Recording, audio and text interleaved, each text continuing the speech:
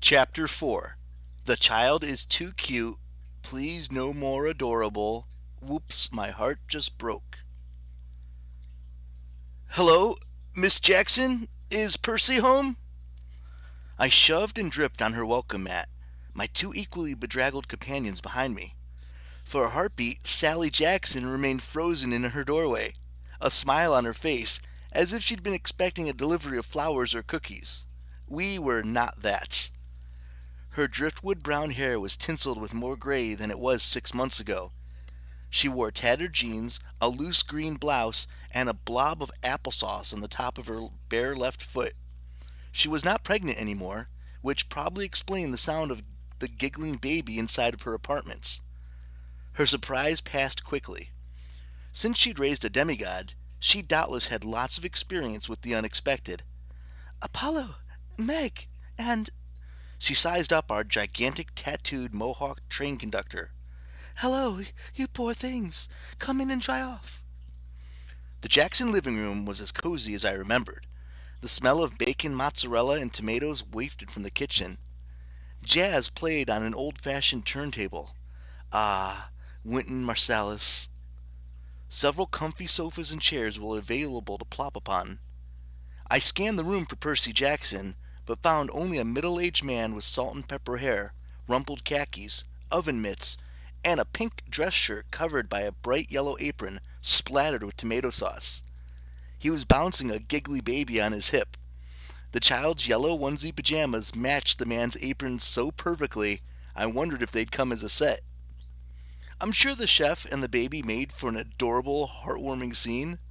Unfortunately, I'd grown up on stories about titans and gods who cooked and or ate their children, so I was perhaps not quite as charmed as I might have been. There's a man in your apartment, I informed Miss Jackson. Sally laughed. That's my husband, Paul. Excuse me a second. I'll be right back. She dashed towards the bathroom. Hi, Paul smiled at us. This is Estelle.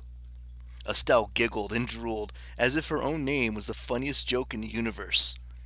She had Percy's sea-green eyes and clearly her mother's good nature.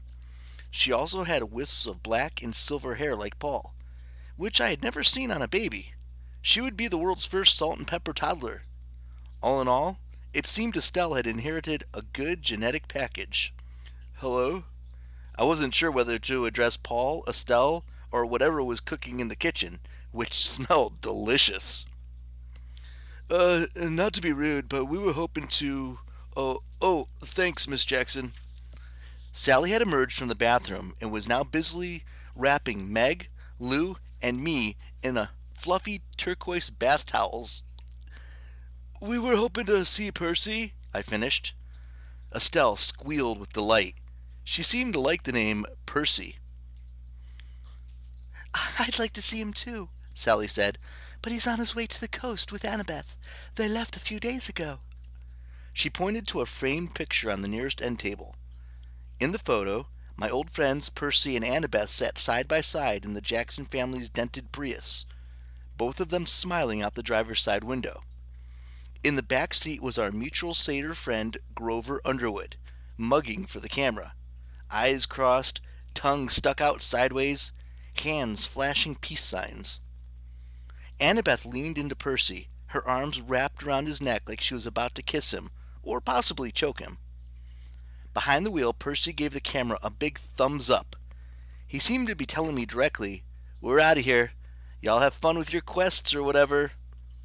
He graduated high school, Meg said as if she'd witnessed a miracle. I know, Sally said. We even had cake.